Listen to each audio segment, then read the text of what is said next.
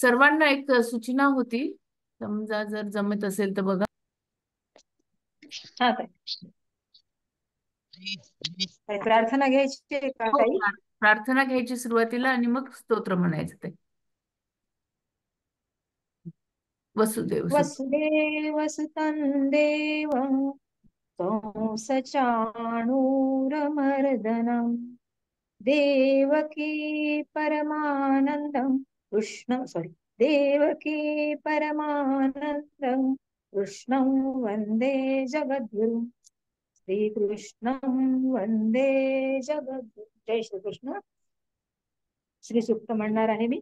हरि ओम हिरण्यवर्णां हरिनिस्वर्ण रजत सृजां चंद्रां हिरण्मयी लक्ष्मी जातवेदो मावह ताम आवह जातवेदो लक्ष्मी मनपगामिनीं यस्यां हिरण्यबिम्बे अक्कामश्वं पुरुषाणम् अश्वपूर्वां रथमध्यां हस्तिनादप्रबोधिनीं श्रियं देवीमुपमहे श्रीर्मा देवी जुषताम् भासोऽस्मितां हिरण्यप्राकाराम् आर्द्रा ज्वलन्ती तृप्ता तर्पयन्तीं पद्मे स्थितां पद्मवर्णातामिहोपहे श्रियम् चन्द्रां प्रभासां यशसा ज्वलन्ती श्रियं लोके देवजुष्टामुदारम् तापपद्मिनीं शरणं प्रपद्ये लक्ष्मीर्मेन शतत्वावृणे आदित्यवर्णे तपसोऽधिजातो वनस्पतिस्तव वृक्षोऽथ बिल्व तस्य फलानि तपस्तुनन्तु मायातरायाश्च बाह्या अलक्ष्मीः रूपयतु मा देव सखकीर्तिश्च मणिनां सह प्रादुर्भूतोऽसुराष्ट्रेऽस्मिन् कीर्तिं वृद्धि ददातु मे चित्पिपासामलां ज्येष्ठामलक्ष्मी नाशयाम्यहम् अभूतिम समृद्धिं च सर्वार्निदधु मे गृहात् गन्धद्वारा दुराधर्षा नित्यपुष्टा करीषिणीम् ईश्वरी सर्वभूतानां तामिहोपभये श्रियम् मनः काममाकूति वाच सत्यमशीमहि पशूनां रूपमन्यस्य मयि श्रीं शयतां यशः कर्दमेन प्रजा भूता मयि सम्भव कर्दम् श्रियं वासय मे कूले मातरं पद्ममालिनीम् आपसृजन्तु स्निग्धानि चिक्लितवसमे गृहे नीच देवी मातरं श्रियं वासय मे कुले आर्द्रा पुष्करणी पुष्टि पिङ्गलां पद्ममालिनीं चन्द्रां हिरण्मयी लक्ष्मी जातवेदो मावह आर्द्राय कर्णीयष्टि सुवर्णा हेममालिनीं सूर्यां हिरण्मयी लक्ष्मी जातवेदो मावह काम आवह जातवेदो लक्ष्मी मनपगामिनीं यस्यां हिरण्यं प्रभूतं गावो दासो श्वानविन्देयः पुरुषानहम् यशुचि प्रयतो भूत्वा जिह्यादाचमन्वहम् सुप्त पञ्चदशरचस्य श्रीकामं सतज्जपेत् पद्मानने पद्मवि पद्मपत्रे पद्मप्रिये पद्मदलायताक्षि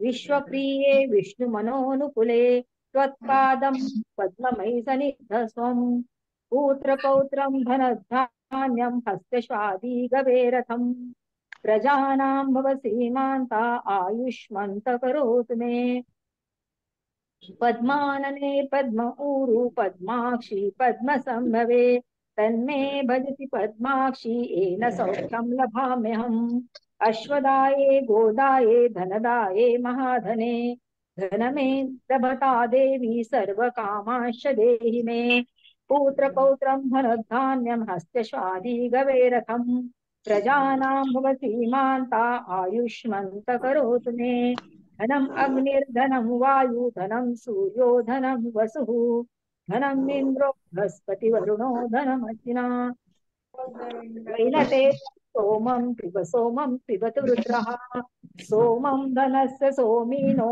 मह्यं ददातु सोमिनः न क्रोधो न च मात्सर्य न लोभो नाशुभा मतिः भवन्ति कृतपुण्यानां भक्त्यानां श्रीसुक्तजपे सरसी जनिलये सरोजहस्ते धवलतरा शुभगन्धमाल्य शोभे भगवती हरिवल्लभे मनोज्ञे त्रिभुवनभूतिकरी प्रसीद मह्यम् विष्णुपत्नीं क्षमा देवी माधवीं माधवं प्रियां लक्ष्मीं प्रियं सखी देवी नमाम्यच्युतवल्लभाम् महालक्ष्म्यै च विद्महे विष्णुपत्न्यै च धीमहि तन्नो लक्ष्मी प्रचोदयात् आनन्दकर्दमं श्रीदत्लित इति विश्रुतः ऋषयः श्रिया पुत्राश्च श्रीदेवीर्देवतामताः ऋणरोगादिदारिद्र्य पापक्षुदम मृत्यवः भयशोकमनस्तापा नश्यन्तु मम सर्वदा श्रीवर्चस्वमायुष्यमारोग्यमाविदाशोभमानं महीयते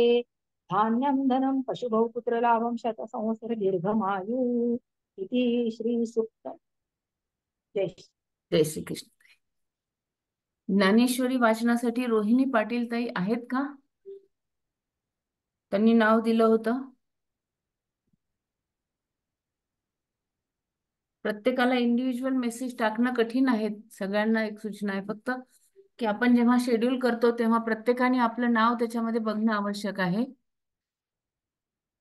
रोहिणी ताई नाही येत बहुतेक.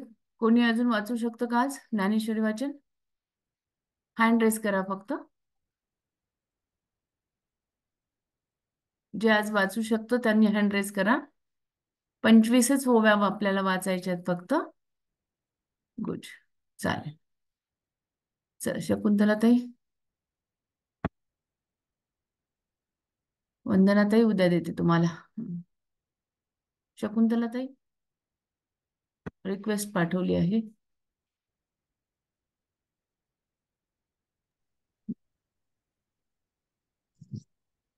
वसुदेव ताई येतोय का आवाज? व्हिडिओने चालू केलं तर चालेल ना? हो हो चालेल, हरकत नाही. आवाज येतोय का? हो हो येतोय येतोय. वसुदेव सुतं देवं कंसचानूरमर्दनम्. घ्यायचं का त्यांना ताई? वर्षा पाटील काहीतरी दिसायला नाव. आहेत का? हो त्यांनी हे केले, मी वाचायला तयार आहे म्हणून. अच्छा, मग मला काही मेसेज आलाय का त्यांचा? हा समोर दिसलं नाव असतं वर्षा ओके. पाटील. वर्षा पाटील ताई हँड रेस करा.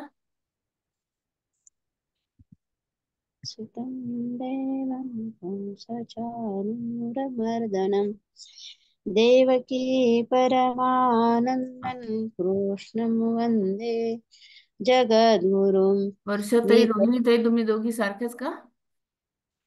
वर्षा हो ताई. हो ना? मी तयार आहे. अच्छा, हो हा ठीक आहे. तेच म्हणलं, मग नाव रोहिणी असल्यामुळे मला लक्षात नाही आलं. चालेल, सुरू हो करा. ताई. हा सुरू करा. वसुदेवसुतं देवं कंसचाणूरमर्दनं देवकी परमानन्दं कृष्णं वन्दे जगद्गुरुं. श्रीकृष्णं वन्दे जगद्गुरुं. शान्ताकारं भुजङ्गशयनं पद्मनाभं सुरेशं विश्वाधारं गगनसदृशं मेघवर्णं शुभांगं लक्ष्मीकान्तं कमलनयनै योगिर्विद्यानगम्यं वन्दे विष्णुं भवभयहरं सर्वलोकैकनाथं. जय श्रीकृष्ण. कश्चिदेचस्तुं पार्थ त्वयैकाग्रेण चेतसा कच्चित् ज्ञानं सम्मोहा प्रनष्टते धनंजय. हे पार्था, मी सांगितलेले हे गीताशास्त्र तू एकाग्र चित्ताने श्रवण केलेस ना?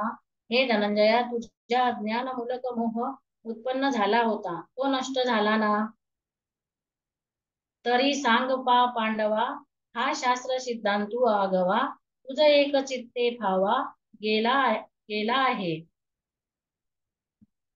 तर अर्जुना, या सर्व शास्त्र सिद्धांतात एकाग्रतेने श्रवण केल्यावर तुला विचारपूर्वक पटले आहे ना?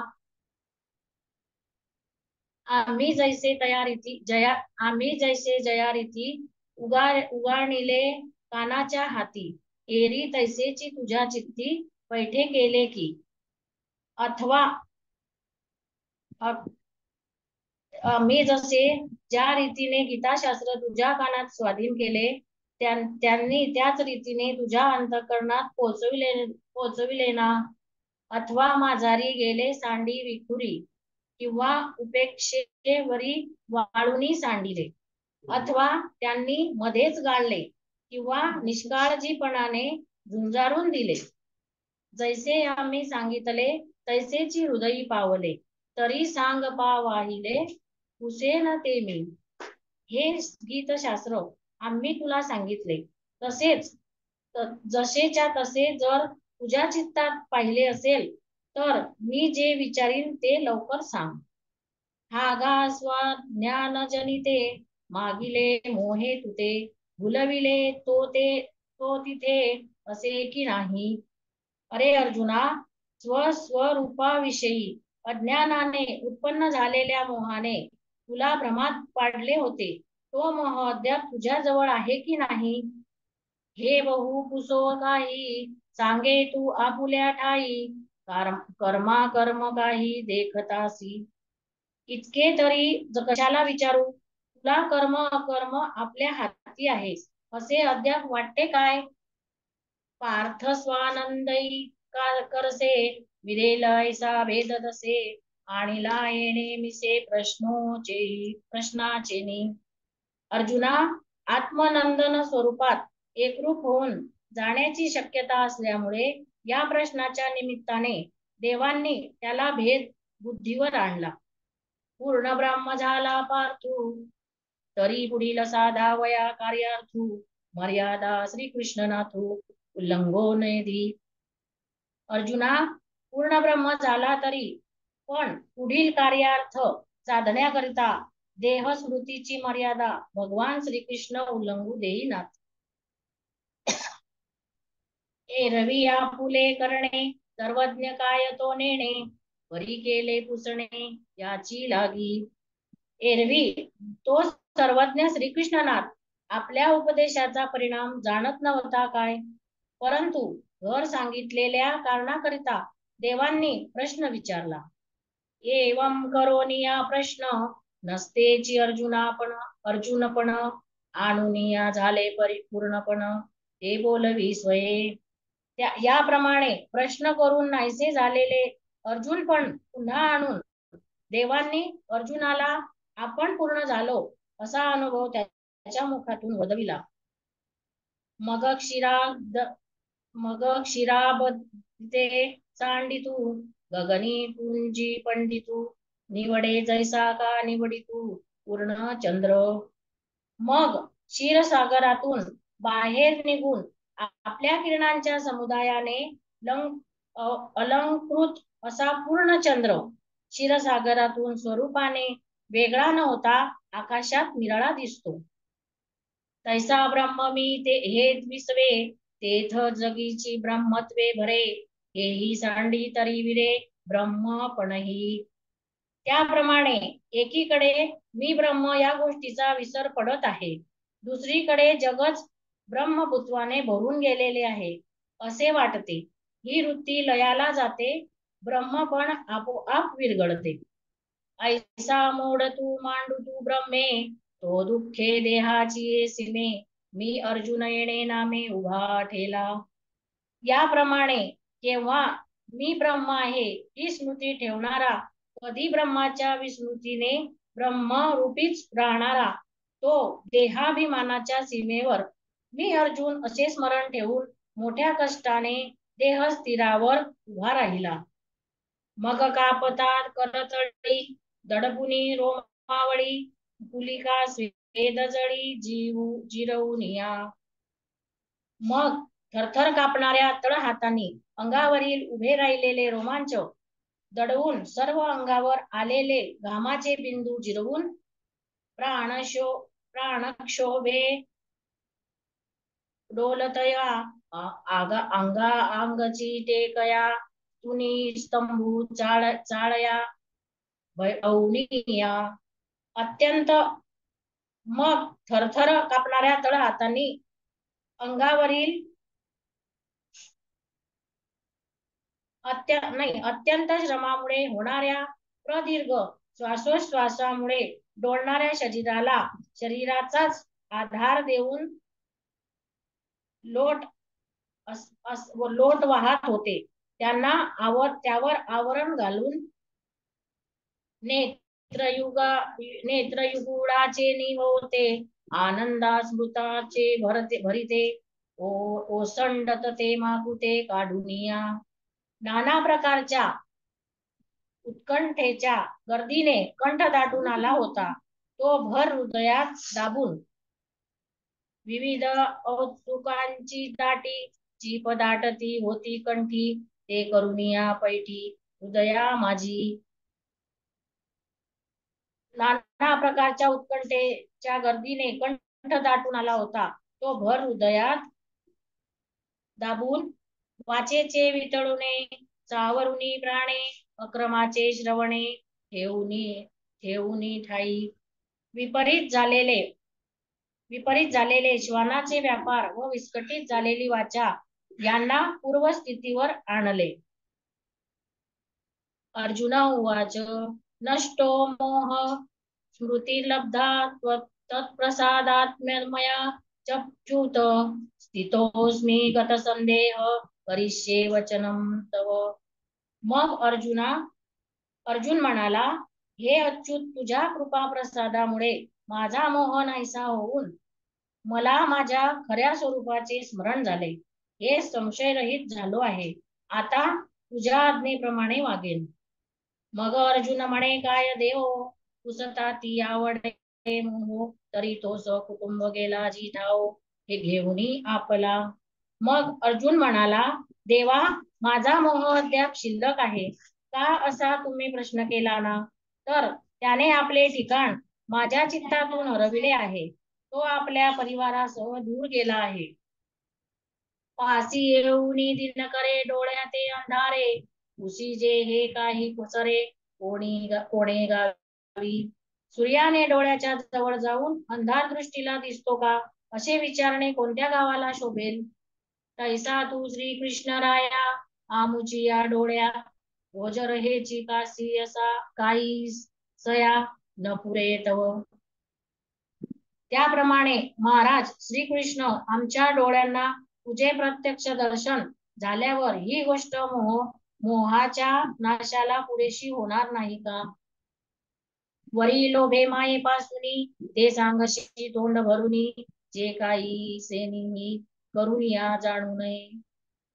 त्यात मातेपेक्षा अधिक ममतेने जे कोणाचाही मुखातून ऐकायला प्रयासाने मिळणार नाही असे ज्ञान विस्ताराने आम्हाला सांगितल्यावर आता मोह असे की नाही हे ऐसे जी कुससी काही कृतकृत्य जाहलो पाही तुझपणे. आता मोह अद्याप आहे का असे आपण विचारता त्याला प्रत्युत्तर एवढेच आहे की देवा, तुझ्या स्वरूपाशी एकरूप झाल्यामुळे अद्वैत स्थितीमुळे आता कृतार्थ झालो पहा. गुंतलो होतो अर्जुन गुणे तो मुक्त झालो तुझ्यापणे आता पुसणे सांगणे दोन्ही नाही. मी अर्जुन अशी द्वैत बुद्धी तोपर्यंत मी अभिमानाने मोहात गुंतलो होतो, परंतु तुमच्या स्वरूपात एका झाल्याने मुक्त झालो. तुमचे विचारणे तुमचे सांगणे या दोन्ही गोष्टी उरल्या नाहीत. मी तुझे ही प्रसादे लादनेनी आत्मबोधे मोहाचे तया कांदे नेदी चौरो. तुमच्या कृपा प्रसादाने प्राप्त झालेल्या आत्मबोधाने त्या मोहाचे मूळ अज्ञान मी आपल्या ठिकाणी उरू देणार नाही. आता करणे ना करणे हे जेणे उठी तुझेपणे ते तू वाचून नेणे सर्वत्र का. आता देवा, अमुक करावे अथवा करू नये हा विचार ज्या द्वैत्यापासून उत्पन्न होतो तो द्वैत भाव तुझ्या स्वरूपाच्या ठाई विरून गेल्यामुळे मला तुझ्या वाचून जगतात काहीही दिसत नाही.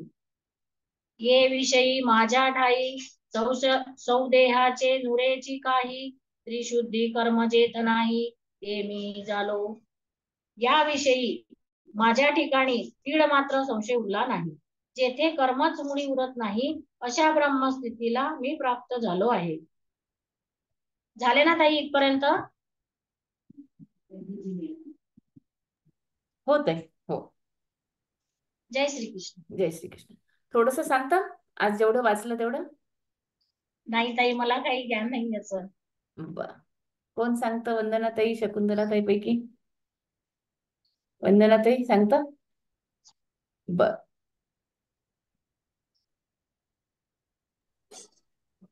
जय श्रीकृष्ण. जय श्रीकृष्ण. 5 मिनिटात सांगा ताई, 5 मिनिटं वेळ आपल्याला. हो. बरं बरं.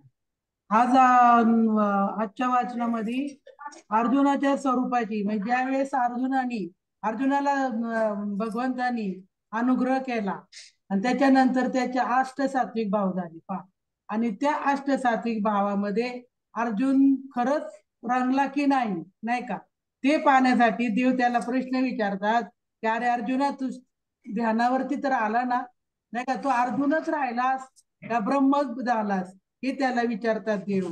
आणि ज्या वेळेस अर्जुन म्हणतो की देवा, इतरत्र आपण ऐकलं तर काय होतं आपल्यामध्ये, तोपर्यंत म्हणजे समजा कीर्तनाला गेलो आपण, त्या कीर्तनात जोपर्यंत बसलोय तोपर्यंतच आपण रंगतो बघा. भजनाला गेलो त्या भजनामध्ये जोपर्यंत आहे तोपर्यंत रंगतो. परंतु देवाला अर्जुन म्हणतो की देवा, तुझ्या मुखातून जे ज्ञान मला प्राप्त झालं पहा, अहम ब्रह्मास्मी, म्हणजे मीच ब्रह्म आहे याची ओळख तू मला करून दिलीस. तेव्हा मग असं असताना ज्यावेळेस अमृताची वाटी जर पियला, नाही का, जर अमृत जर निधानच हातात सापडलं, अमृत जर पिलं तर अमरच होणार. त्याप्रमाणे देवा म्हणे, तुझ्या मुखातून जे मला ज्ञान प्राप्त झालं ते किती जन्म घेतले, नाही का, कुणी, तरी मला प्राप्त होणार नाही. म्हणून सद्गुरु वाचोनी सापडेना सोय, धरावे ते पाय आधी आधी, आपणा सारखे करती तात्काळ, नाही काळ वेळ तया लागी. की देवा, तू मला तुझ्यासारखं ब्रह्म, नाही का, एकरूप करून टाकलं बघा. आणि त्याची अवस्थाच आहे ती अष्टसात्विक भाव ज्या वेळेस येतात त्यावेळेस कंठी प्रेम दाटे, नैनी नीर लोटे, हृदय प्रगटे रामरूप. मग त्यावेळेस कंठामध्ये प्रेम दाटून आलं, हृदयामध्ये काय झालं, प्रेम दाटून आलं कंठामध्ये, आणि कंठ दाटून आला आणि नयनातून नीर वाहू लागली. मग त्यावेळेस ती अवस्था सांगितली आणि ती अवस्था अर्जुनाची झाली.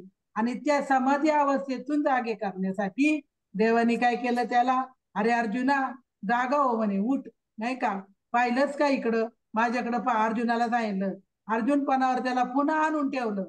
पुन्हा अर्जुनच आहे तू. पण अर्जुन म्हणजे काय की पहिलं पण होतं पा, आधी अंती, आधी अंतिम, आधी मध्ये अंत्य अवघारी एक, एकच्या अनेक एकारी.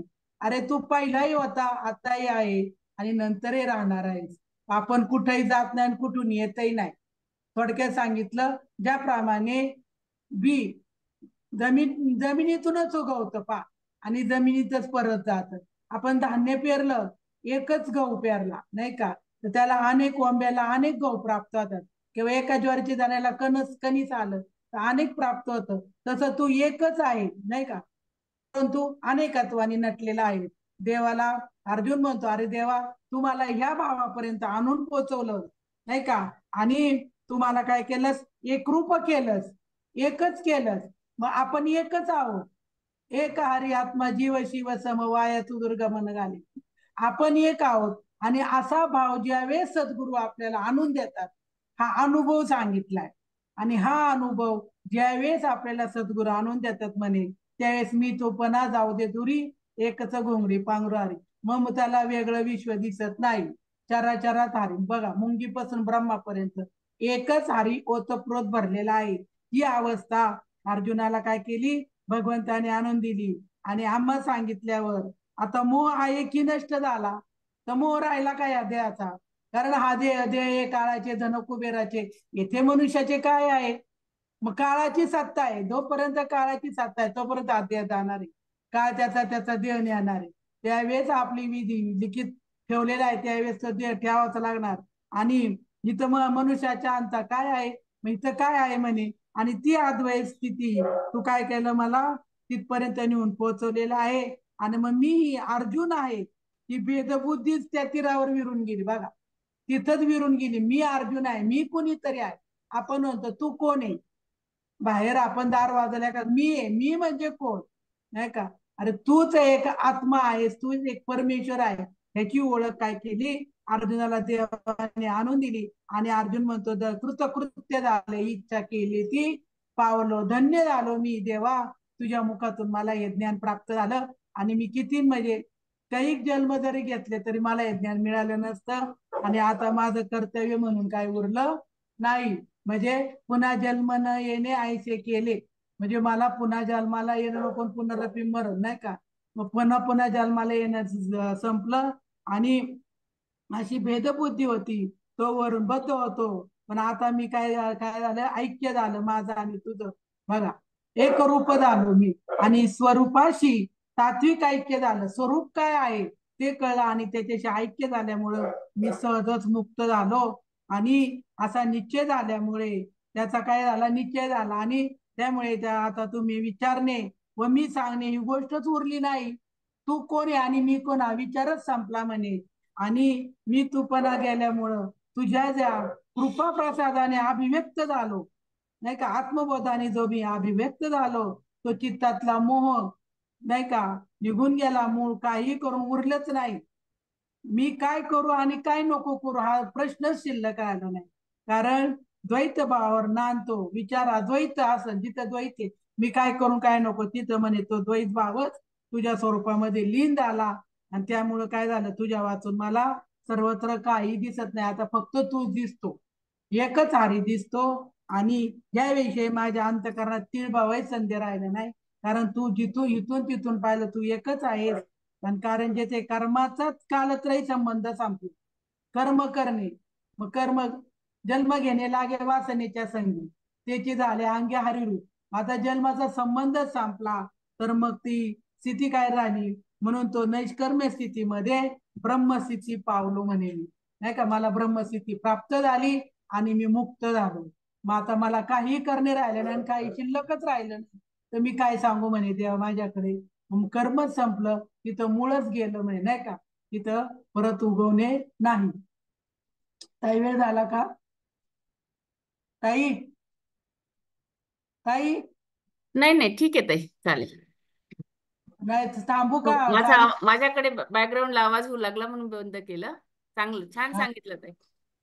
नाही वेळ आहे का म्हणलं पुढं बोलू?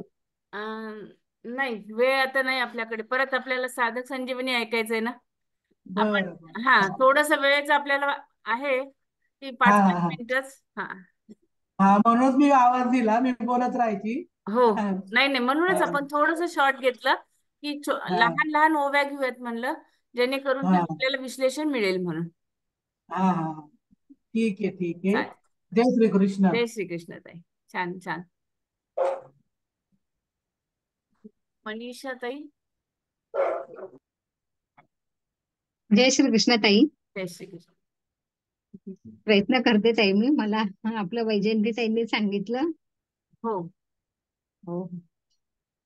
आपले काल 1 ते 6 श्लोक झालेले. आजचे पण 6 घ्यायचे. हो होतील ना ताई? हो, चालेल ताई. 2-3 जरी झाले तरी चालतील, असं काही हो नाही. ठीक आहे. तुम्ही मला सांगा म्हणजे मी स्टॉप करेल ते. हा, ओके. नाही. आता 6 श्लोक पर्यंत बघितलं. आज आपला आहे 7वा. अस्माकं तु विशिष्टाये तान् निबोधद्विजोत्तम नायका मम सैन्यस्य संज्ञार्थं तान् ब्रवीमि ते. ह्या श्लोकामध्ये संज्ञार्थ म्हणजे याचा अर्थ जर विचारला तर त्याचा अर्थ आहे आठवण, म्हणजे आठवण करून द्यायची असं. आणि ब्रवीमि म्हणजे सांगतोय आहे असे. आता अस्माकं तु विशिष्टाये तान्ही बोधत द्विजोत्तम. दुर्योधन द्रोणाचार्यांना म्हणतो की हे द्विजश्रेष्ठा, ज्याप्रमाणे पांडवांच्या सैन्यामध्ये श्रेष्ठ महारथी आहेत, त्याप्रमाणे आमच्या सैन्यामध्ये सुद्धा त्यांच्या सैन्यातील महारथ्यांपेक्षाही काही कमी दर्जाचे महारथी नाहीत, तरी त्यांच्यापेक्षाही श्रेष्ठ दर्जाचे महारथी आहेत. त्यांनाही आपण आता समजून घेऊया. पुढे म्हणतात नायका मम सैन्यस्य संज्ञार्थान् ब्रवीमि ते. माझ्या या सेनेमध्ये सुद्धा जे विशिष्ट विशिष्ट सेनापती, सेनानायक आहेत, महारथी आहेत, मी त्यांची नावे केवळ आपणाला स्मरण करून देण्यासाठी आपली दृष्टी इकडे तिकडे वळावी यासाठी सांगत आहे. पुन्हा दुर्योधन म्हणतोय की या श्लोकात दुर्योधनाचा असा भाव प्रतीत होतो की आमचा आमचा पक्षही काही कमजोर नाही, परंतु राजनीतीनुसार शत्रू पक्ष कितीही कमजोर असला आणि आपला पक्ष कितीही बलवान असला तरी कोणत्याही परिस्थितीत शत्रू पक्षाला कमजोर समजू नये आणि आपल्यात कोणत्याही प्रकारची उपेक्षा, उदासीनता इत्यादी भावना येऊ देऊ नये. म्हणून सावधगिरीसाठी मी आपणाला त्यांच्या सैन्याविषयी बोललो आणि आता आपल्या सैन्याविषयी सांगतो. दुसरा भाव तो प्रकट करतो. पांडवाच्या सेनेला पाहून दुर्योधनावर त्यांचा फार प्रभाव पडला आणि त्यांच्या मनामध्ये थोडे भय सुद्धा उत्पन्न झाले, कारण संख्येने कमी होते पांडव. पांडव असले तरी पांडवाच्या सैन्यामध्ये पुष्कळशे धर्मात्मे होते आणि स्वतः श्रीकृष्ण होते, श्रीकृष्ण भगवान. ज्या पक्षात धर्म आणि भगवान असतात त्याचा सर्वांवर मोठा प्रभाव पडतो. अत्यंत पापी आणि दृष्ट व्यक्तीवरही त्याचा भरपूर प्रभाव पडतो. इतकेच नव्हे तर पशु, पक्षी, वृक्ष, लता, वेली इत्यादींवरही त्यांचा प्रभाव पडतो, कारण धर्म आणि भगवान नित्य आहेत.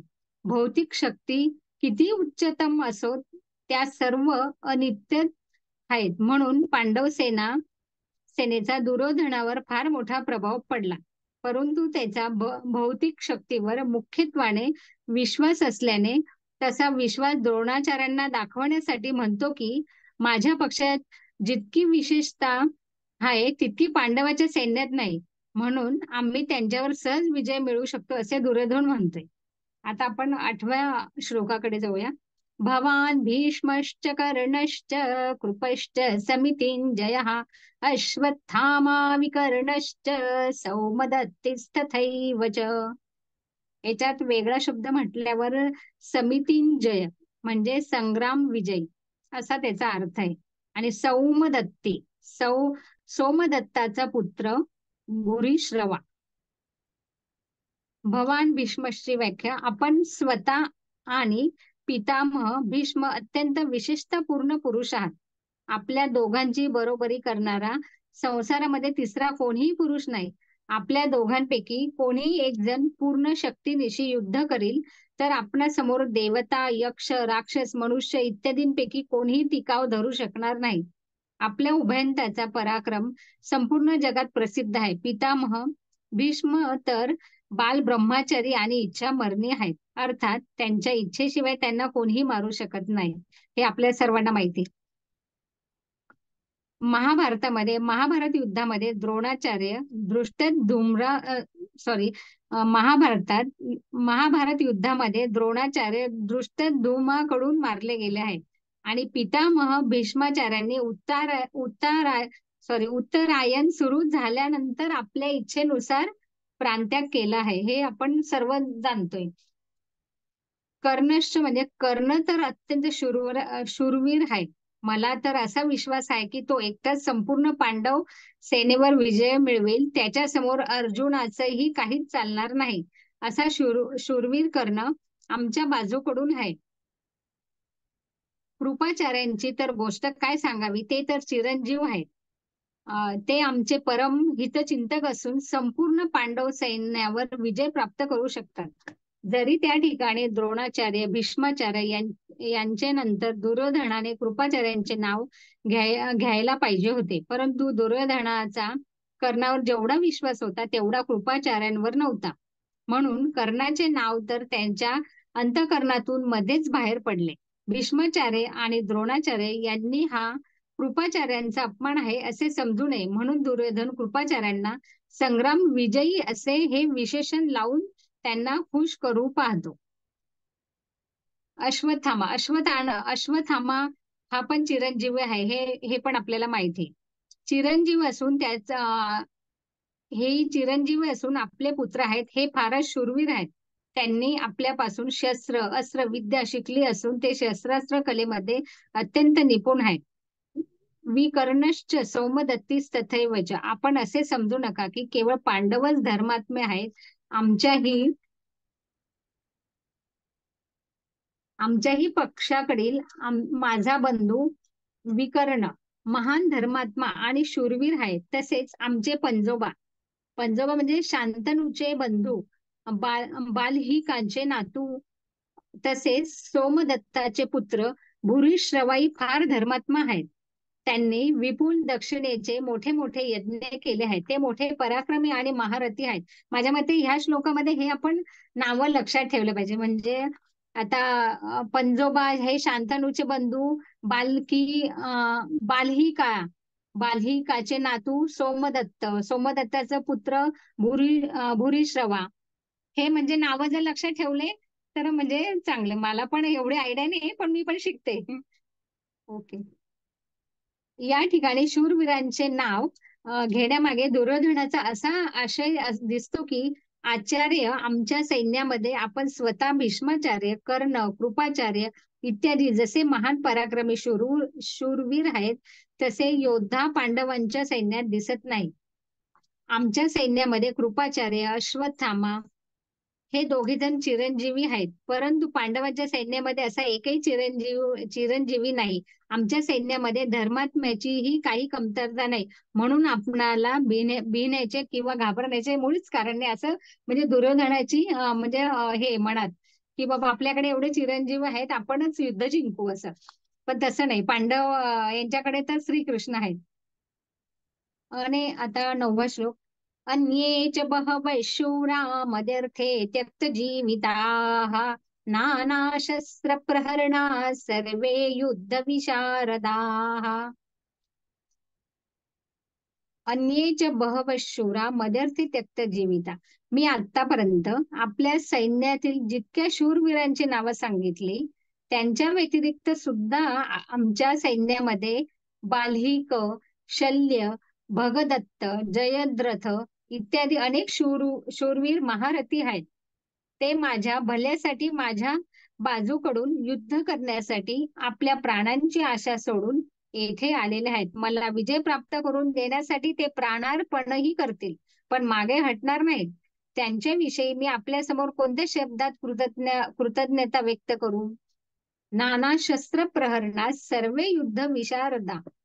हे सर्व लोक हातांनी प्रहार करण्यासारखी शस्त्रे, तलवार, गदा, त्रिशूल इत्यादी निरनिराळ्या प्रकारच्या शस्त्रे कलेमध्ये प्रवीण आहेत आणि हाताने फेकून प्रहार करण्यासारखी शस्त्रे, बाण, तोमर, शक्ती इत्यादी अस्त्रे कलेमध्ये निपुण आहेत. युद्ध कसे करावे, कोणत्या प्रकारे करावे, कोणत्या युक्त्या योजाव्यात, सेनेला कशा प्रकारे उभे करावे वगैरे सर्व प्रकारच्या कलेमध्ये अत्यंत हे प्रवीण आणि कुशल आहेत. दुर्योधनाची वचने ऐकून जेव्हा द्रोणाचार्य काहीच बोलले नाही तेव्हा आपली चलाखी न चालू शकल्याने दुर्योधनाच्या मनात कोणते विचार येतात ते संजय आता आपल्याला पुढील श्लोकात सांगतात. अपर्याप्तं तदस्माकं बलं भीष्माभिरक्षितं पर्याप्तं त्विदमे तेषां बलं भीमाभिरक्षितम्. अपर्याप्तं तदस्माकं बलं भीष्माभिरक्षितं. अधर्म, अन्याय इत्यादी कारणामुळे दुर्योधनाच्या मनात भय उत्पन्न झाल्याने तो आपल्या सैन्याविषयी विचार करतो की आपले सैन्य जास्त असूनही, अर्थात पांडवाच्या सैन्यापेक्षा 4 अक्षोहिणी जास्त असूनही पांडवावर विजय मिळवण्यासाठी तर हे असमर्थच आहेत. कारण आमच्या सैन्यामध्ये मतभेद आहेत. म्हणजे कौरवांच्या, पांडवांच्या सैन्यामध्ये जेवढे संघटन, एकता, निर्भयता, निसंकोचता आहे तेवढी आमच्या सैन्यात दिसून येत नाही. आमच्या पक्षाचे मुख्य सौरभ पितामह भीष्माचार्य उभय पक्षपाती आहेत. अर्थात त्यांना कौरवांची आणि पांडवांची दोघांची आत्मीयता आहे. ते श्रीकृष्णाचे महान भक्त आहेत. त्यांच्या हृदयात युधिष्ठिराविषयी फार आदर आहे. त्यांची अर्जुनावर तर फार प्रीती आहे, म्हणून ते आमच्या पक्षाकडून असूनही पांडवांचेच कल्याण इच्छितात. तेच भीष्माचार्य आमच्या सैन्याचे सेनापती आहेत. अशा परिस्थितीमध्ये आमचे सैन्य पांडव सैन्याशी सामना करण्यास कसे समर्थ असणार? कदापिही नाही. पर्याप्तं त्विदमे तेषां बलं भीष्माभिरक्षितम्. परंतु हे पांडव सैन्य आमच्यावर विजय मिळवण्याला समर्थ आहेत, कारण त्यांच्या सैन्यात मतभेद नाहीत, तर सर्वजण एक मताने संघटित झालेले आहेत. मला लहानपणापासून हरवीत आलेला हा भीम बलवान आहे. तो पांडव सैन्याचा संरक्षक आहे. त्याने एकट्यानेच माझ्यासह माझ्या 100ही भावांना मारण्याची प्रतिज्ञा केली आहे. अर्थात हा आमचा नाश करण्यासाठी तत्पर झालाय. त्याचे शरीर हे वज्राप्रमाणे कठीण आणि मजबूत आहे. मी त्याला विष देऊन पाजून सुद्धा तरी तो मेला नाही, असा हा भीमसेन पांडव सैन्याचा संरक्षक आहे. म्हणून पांडवाचे सैन्य हे वास्तविकपणे पूर्ण समर्थ आहे. अर्जुन कौरव सैन्याला पाहून कोणाच्याही जवळ न जाता हातामध्ये धनुष्य उचलून घेतो. परंतु दुर्योधन पांडव सैन्याला पाहून द्रोणाचार्याजवळ जातो आणि त्या व्यूहरचनात्मक उभी केलेली पांडवाची सैन्य पाहावयास लावतो. यावरून असे सिद्ध होते की दुर्योधनाच्या अंतःकरणात भीतीने घर केलेले आहे. असे असूनही तो धूर्तपणाने द्रोणाचार्यांना खुश करू पाहतो आणि त्यांना पांडवांविरुद्ध भडकवण्याचा प्रयत्न करतो. कारण दुर्योधनाच्या हृदयात अधर्म, अन्याय, पाप, अधर्मी, अन्यायी आणि पापी व्यक्ती कधीही निर्भय आणि सुख शांती युक्त राहू शकत नाही, हा नियम आहे. परंतु अर्जुनाच्या अंतःकरणात धर्म आहे, न्याय आहे. म्हणून अर्जुनाच्या ठिकाणी आपला स्वार्थ साधण्यासाठी चलाकी नाही आणि भीतीही नाही, तर उत्साह आणि वीरता आहे. म्हणूनच तर तो आवेशात येऊन सैन्य निरीक्षण करण्यासाठी भगवंताला आज्ञा देतो, हे अच्युत, दोन्ही सैन्यांच्या मध्यभागी माझा रथ उभा करा. भौतिक सुखांना महत्व देऊन आणि संयोगजन्य सुखाच्या प्रलोभनाला फसून कधीही अधर्माचा आश्रय घेऊ नये, कारण या दोघांनी मानवाचे कधीही कल्याण होत नाही. उलट होते ते अकल्याणच होते. परिशिष्ट भाव काय असणार? अर्जुनाने अस्त्रशस्त्राने सुसज्जित नारायणी सेनेचा त्याग करून निशस्त्र अशा भगवान श्रीकृष्णाला स्वीकार केले होते आणि दुर्योधनाने भगवंताला सोडून त्यांची नारायणी सेनेचा स्वीकार केला. तात्पर्य काय आहे की अर्जुनाची दृष्टी ही भगवंतावर आहे आणि दुर्योधनाची दृष्टी ही आहे वैभवावर आहे. ज्याची दृष्टी भगवंताकडे असते त्याचे अंतःकरण बलवान असते, कारण भगवंताचे बल हे सत्य आहे. परंतु ज्याची सृष्टी सांसारिक वैभवावर असते त्याचे अंतःकरण कमजोर असते, कारण संसाराचे बल हे कच्चे असते, असमर्थ असते. आता दुर्योधन पितामह भीष्माचार्यांना खुश करण्यासाठी आपल्या सैन्यातील सर्व महारथींना म्हणतो, अयनेषु च सर्वेषु यथा भागमवस्थिताः भीष्ममेवाभिरक्षन्तु भवन्तः सर्व एव हि. अयनेषु च सर्वेषु, भगवंत सर्व एव हि, ज्या ज्या आखाड्यावर आपली नियुक्ती केली गेली त्या आखाड्यावर आपण सर्व योद्धांनी दृढपणे स्थिर राहून सर्व बाजूंनी सर्व प्रकारे भीष्माचार्याचे रक्षण करावे. भीष्माचार्यांचे सर्व बाजूने रक्षण करावे असे म्हणून दुर्योधन भीष्माचार्यांना मनातून आपल्या बाजूकडून आणू इच्छितो. असे म्हणण्याचा दुसरा भाव असा आहे की जेव्हा भीष्माचार्य युद्ध करतील तेव्हा कोणत्याही व्यूहद्वारातून शिखंडी त्यांच्या समोर यावयास नको. आपण सर्वांनी या गोष्टीकडे लक्ष द्यावे. जर शिखंडी त्यांच्या समोर येईल तर भीष्माचार्य त्याच्यावर शस्त्रास्त्र चालवणार नाही, कारण शिखंडी हे पूर्वजन्मातही स्त्री होता आणि याही जन्मामध्ये अगोदरही स्त्री होता आणि नंतर पुरुष झाला आहे, म्हणून त्याला भीष्माचार्य स्त्री समजतात. आणि त्यांनी शिखंडी बरोबर युद्ध न करण्याची प्रतिज्ञा केलेली आहे. हा शिखंडी श्री शंकराच्या वराने भीष्माचार्यांना मारण्यासाठी उत्पन्न झालेला आहे. म्हणून जर शिखंडी पासून भीष्माचार्याचे रक्षण झाले तर ते सर्वांना मारतील, त्यामुळे आमचा निश्चित विजय होईल. हाच दृष्टिकोन समोर ठेवून दुर्योधन सर्व महारथींना भीष्माचार्यांचे रक्षण करण्यासाठी सांगत आहेत. द्रोणाचार्य काही न बोलल्यामुळे दुर्योधनाचा मानसिक उत्साह भंग झालेला पाहून दुर्योधनाप्रती भीष्माचार्यांनी दाखविलेले प्रेम आणि जिव्हाळा संजय आपल्याला पुढील श्लोकात सांगतात, व्यक्त करतात. तस्य संजनयन हर्षं कुरुरुद्ध पितामहः सिंहनादं विनद्योच्चैः शंखं दद्म प्रतापवान.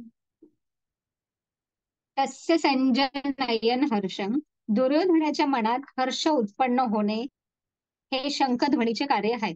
आणि शंखध्वनी म्हणून शंखध्वनीचे वर्णन अगोदर आणि हर्ष होण्याचे वर्णन नंतर व्हावयास पाहिजे होते. अर्थात या ठिकाणी शंख वाजून दुर्योधनाला हर्षित केले असे म्हणावयास पाहिजे होते. पण असे न म्हणता दुर्योधनाला हर्षित करीत भीष्माचार्यांनी शंख वाजविला असे म्हटले आहे. असे असून संजय असा भाव प्रकट करीत आहे की पितामह भीष्माचार्यांच्या शंखवादन क्रियेतून दुर्योधनाच्या मनात हर्ष उत्पन्न होणारच. भीष्माचार्यांच्या या प्रभावाचे द्योतक म्हणूनच संजय त्यांच्या पुढे प्रतापवान विशेषण असे हे लावतात. कुरुवृद्ध जरी कुरुवंशी यामध्ये वयाच्या दृष्टीने भीष्माचार्यापेक्षाही जास्त वयोवृद्ध बालिक होते. बालिक हे भीष्माचार्यांचे पिता आणि म्हणजे शंतनूचे धाकटे बंधू. तरीही कुरुवंशी यामध्ये जे काही वयोवृद्ध लोक होते त्या सर्वात भीष्माचार्य धर्माला आणि परमेश्वराला विशेष अर्थाने जाणत होते. म्हणून त्या विरुद्ध असल्याने संजय भीष्माचार्यांना कुरुवृद्ध हे विशेषण लावतात. प्रतापवान भीष्माचार्यांच्या त्यागाचा फार मोठा प्रभाव होता. त्यांची कणक कामिनीचा त्याग केला होता. अर्थात त्यांनी त्यांचा राज्याचाही स्वीकार केला नाही आणि विवाहही केला नाही. भीष्माचार्य शस्त्रास्त्र विद्येमध्ये अत्यंत निपुण होते. तसेच शास्त्रे ही उत्तम रीतीने जाणत होते. त्यांच्या ह्या दोन्ही गुणांचाही लोकांवर फार मोठा प्रभाव होता. जेव्हा एक ते भीष्माचार्य आपल्या बंधूसाठी, म्हणजे बंधू कुठले, विचित्रवीर्य काशी नरेशाच्या कन्यांना स्वयंवरातून हरवून आणत होते, तेव्हा स्वयंवरापासून एकत्र जमलेले सर्व क्षत्रिय त्यांच्यावर तुटून पडले होते. परंतु एकट्या भीष्माचार्यांनी त्यांना नामोहरम केले. ज्यांच्याकडून भीष्माचार्य शस्त्रास्त्र विद्या शिकले होते त्या गुरु परशुरामासमोरही त्यांनी आपली हार स्वीकारली नाही. अशा प्रकारे त्यांच्या शस्त्रास्त्र विद्येमधील नैपुण्याचा क्षत्रियावर मोठा प्रभाव होता. जेव्हा भीष्माचार्य शरपंजरी पडले होते, म्हणजे बाणांच्या शय्येवर, तेव्हा भगवान श्रीकृष्णाने धर्मराजांना म्हटले की आपल्या धर्मविषयक काही शंका असतील त्यांचे समाधान भीष्माचार्यांकडून करून घ्यावे, कारण शास्त्रज्ञानाचा सूर्य अस्तमानाला जात आहे. अर्थात भीष्माचार्य इहलोक सोडून जात आहे. अशा प्रकारे शास्त्राविषयी त्यांच्या दुसऱ्यांवर फार मोठा प्रभाव होता. पितामह या पदाचा आशय असा वाटतो की दुर्योधनाने धूर्तपणाने म्हटलेल्या वचनांना द्रोणाचार्यांनी मुळीच उत्तरे दिले नाहीत. त्यांनी असे ओळखून घेतले की दुर्योधन धूर्तपणाने मला फसवू पाहते, म्हणून त्यांनी मौन धारण केले. परंतु पितामह असल्यामुळे भीष्माचार्यांना दुर्योधनाला धूर्तपणा, त्याचा बालिशपणा आणि पोरकटपणा असा दिसत होता. म्हणून भीष्माचार्यांनी द्रोणाचार्यांप्रमाणे मौन धारण न करता वात्सल्यामुळे दुर्योधनाला आनंदित करीत शंख वाजविला. सिंहनादं विनद्योच्च शंखं दद्मौ. ज्याप्रमाणे सिंहाची गर्जना ऐकून हत्तीसारखे मोठमोठे पशु सुद्धा भयभीत होतात, अशा प्रकारे गर्जना केल्याने सर्वांनी भयभीत व्हावे आणि दुर्योधनाने खुश व्हावे, या भावनेने भीष्माचार्यांनी सिंहाप्रमाणे गर्जना करून जोरात आपला शंख वाजविला. परिशिष्ट भाव काय आहेत? द्रोणाचार्यांचा दुर्योधनाशी विद्येचा संबंध आणि भीष्माचार्यांचा जन्माचा अर्थात कौटुंबिक संबंध होता. जेव्हा विद्येचा संबंध असतो तेव्हा पक्षपात होत नाही, परंतु कौटुंबिक संबंध असतो तेव्हा स्नेह व वश पक्षपात होतो. म्हणून दुर्योधनाद्वारा चलाकीने म्हटले गेले की वचन ऐकून द्रोणाचार्य गप्प बसले. त्यामुळे दुर्योधनाचा मानसिक उत्साह भंग झाला. परंतु दुर्योधनाला उदास पाहून कौटुंबिक स्नेहामुळे भीष्माचार्य शंख वाजवतात. पितामह भीष्माचार्यांनी शंख वाजविल्यामुळे काय परिणाम झाला ते संजय पुढील आपल्या श्लोकात सांगणार आहे. ताई पुढचा घ्यायचा आहे का ताई? नाही ताई, चालेल ना बाळा? जास्त परत मग वाचन पण होत नाही ना, सर्वांनी तेवढं वाचावं अशी अपेक्षा आहे. हो ताई, हा, शुक्रवारचं बनवू ना? हो म्हणा, हरकत नाही ते. हो, एकच मिनिट हा. आपल्याकडे वेळेची कमतरता आहे. 4 म्हणजे 4ला बंद होणार मीटिंग. हो का? अनादि निर्गुण निर्गुण प्रगटली भवानी, मोह महिषासुर महिषासुर मर्दना लागुणी, त्रिविध तापाची तापाची करावया झाडणी, भक्ता लागी तू पावसी निर्वाणी, आईचा जोगवा जोगवा जोगवा मागेन, द्वैत सारोनी सारोनी माळ मी घालीन, हाती बोधाचा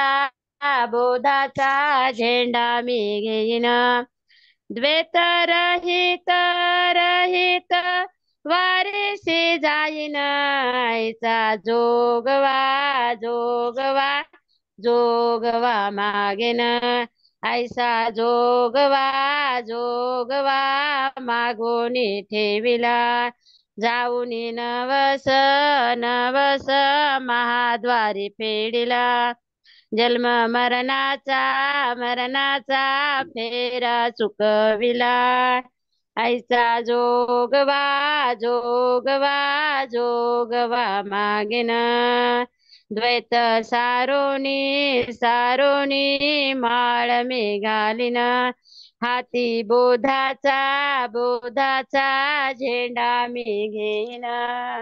झालं का ताई? 4 वाजले. होत आहे, हो हो झाले, चालेल. छान म्हणलं गाणं, आणि सर्वांनी छान म्हणलं. आजची सगळ्यांची सेवा छान झालेली आहे अगदी. चालेल, चला, जय श्री कृष्ण सर्वांना.